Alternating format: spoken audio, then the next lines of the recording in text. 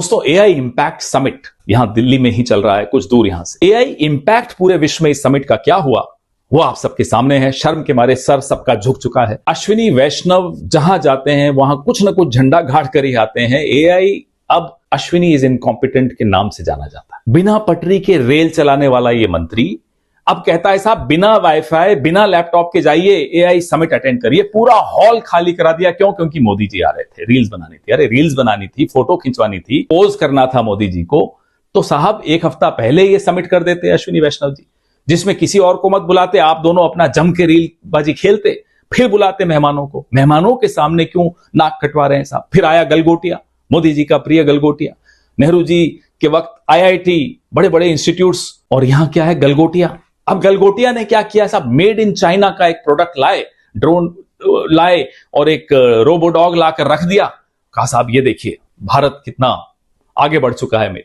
और अश्विनी वैष्णव ने जमकर डींग हांकी। दूरदर्शन तो शुरुआत चाटुकारिता शिरोमणि है जैसा। फिर जब मालूम पड़ा कि साहब ये तो चीप माल है चाइना का, अब आनंद फानंद में बोला साहब बोरिया बिस्तर लपेटो, गलगोटिया को रवाना किया। गलगोटिया कहता है हम तो मोदी जी की विजन पे चल रहे हैं। हाँ, हम मानते हैं गलगोटिया की कोई गलती नहीं है, मोदी जी की विजन ही पर चल रहे हैं। ऑल पैकेजिंग नो कंटेंट, ये है मोदी जी की विजन। तो वो गलगोटिया तो बेचारा वही कर रहा है जो मोदी जी चाहते हैं। लेकिन जो एआई समिट, जो एआई इंपैक्ट समिट एक फ्यूचर इनोवेशंस के लिए डिस्कशन होना था, एक्सचेंज ऑफ आइडियाज होना था, उसको एक चीप चाइना बाजार बनाने का जो काम किया अश्विनी वैष्णव ने, उसमें देश उन्हें माफ नहीं करेगा। देश की जेन जी उनको माफ नहीं करेगी। क्यों नाक कटवा रहे हो साहब? लगातार नाक कटवा रहे हो। खैर, जो बादल, रेडार, नाला, गैस, इस मानसिकता, इस तरह के लोग हैं, उनसे आप क्या उम्मीद कर सकते हो? उन्हें तो इसी में आनंद है और मोदी जी को कोई नुकसान नहीं है।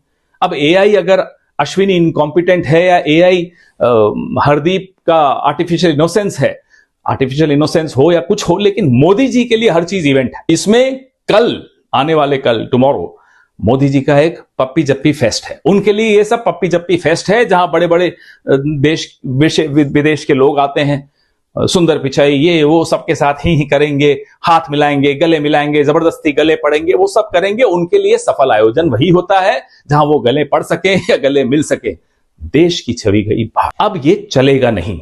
लोग हैरान हैं कि जिस व्यक्ति को अडवाणी जी एक सफल इवेंट मैनेजर कहते थे, वो इवेंट तक सफलतापूर्वक नहीं करा। शर्म आती है देखकर। जय हिंद।